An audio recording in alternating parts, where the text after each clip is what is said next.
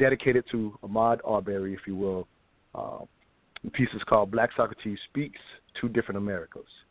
The only reason many of you still get angry over the audacity of white folks is because you refuse to accept that we still live in two different Americas. This statement isn't an indictment of all white people, but just as Muhammad Ali once said, if a bunch of snakes are coming down a hill, should I wait to see which ones are friendly? Martin Luther King was right about being judged for characteristics other than my skin. However, that was just the starting point, and the easiest place to find that starting point is among my own. There is insulation among my own community, although I surely will find snakes within my own as well. That is no different than any other race, but I prefer to find out about other races on an individual basis while keeping in mind the institutions of this country are not set up in my favor, especially the justice system.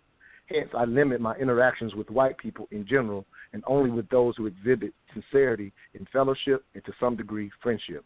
For those still hoping for the colorblind society America has yet to achieve, my intentions of insulating myself will be deemed as wrong and in opposition to Dr. King's dreams. However, since I live in a different America, they will not understand that this position is safest for me. I do not have the privilege of being colorblind. Bernard Kinsey, the co-owner, along with his wife Shirley, of the largest collection of African-American artifacts in the U.S., believes the aim of a colorblind society was a mistake since we often fail to respect one another's differences due to our own ignorance and fear. Also, in many cases, it is inevitable to notice another's race, along with whatever assumptions one may have, true or false, about that race. Therefore, it is a bold-faced lie to say, I don't see color.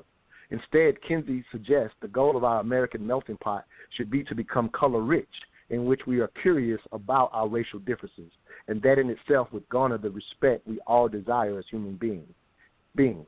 Again, colorblind is problematic because the effort to see each other as the same is not okay when the bar for being the same or considered an American has historically been set by whites, hence two different Americas. Since this is our country's unfortunate reality, I implore black people to no longer appeal to the psychological bar that sets whiteness as righteousness. Do not seek their empathy, and God knows, do not be surprised by their audacity or their privilege or their ability to kill a black man running down their road. For blacks that disagree, you can wait at the bottom of the hill for the good steaks if you like, but as for myself, I'll take my chances amongst my own in a black enclave building up our community. Visitors are welcome, but not invited. Maria is the guest. I'll get your thoughts on that piece. Well, my initial thoughts are, I definitely agree with you in terms of this notion of being colorblind. I find it very dismissive. Dismissive in the sense of the All Lives Matters movement, or All Lives Matter, rather. So I really do. I read this piece when you sent it to me last night, I believe, and I mean, I agree with you. I think, the whole when you made the analogy to the snakes coming down the hill and looking and waiting for the good one, I think now that's probably one area where I kind of pause because I consider myself a humanist as well, right? And so the humanist in me has a very hard time accepting that one particular race over the other is a certain way, generally speaking. It's very difficult for me to accept that.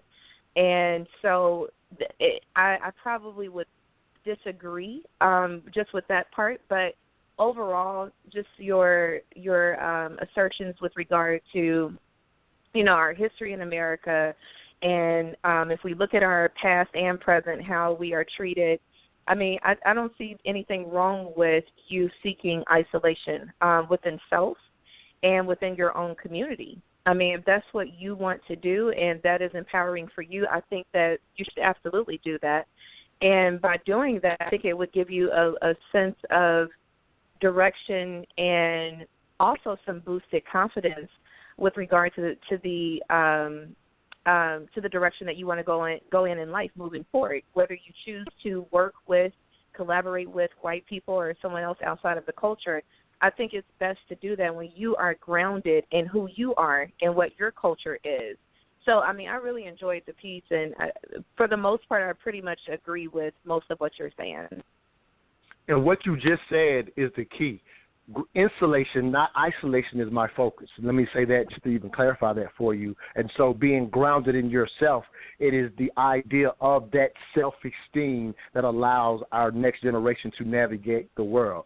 This is America, so I am not speaking isolation, but it's really almost a bow to your beautiful idea, your brilliant idea that you've brought to this table, the idea of remigrating back towards one another. So it's just growing up in the sense of, those who've grown up with the idea of leaving the hood or getting out of the hood and have went on to be, quote, unquote, successful. It's bringing that money back to ensure that these schools that we've always said were bad, if we're in them, let's improve them, have our children grow up with their esteem, and go navigate the world. It's just a matter of loving amongst one another. It's allowing Ahmaud Arbery to run in the neighborhood where he's expected to be versus what that experience, if you will, is the opportunity of, by living near one another, what it naturally creates. It creates majorities within local political situations. So now we control the local politics.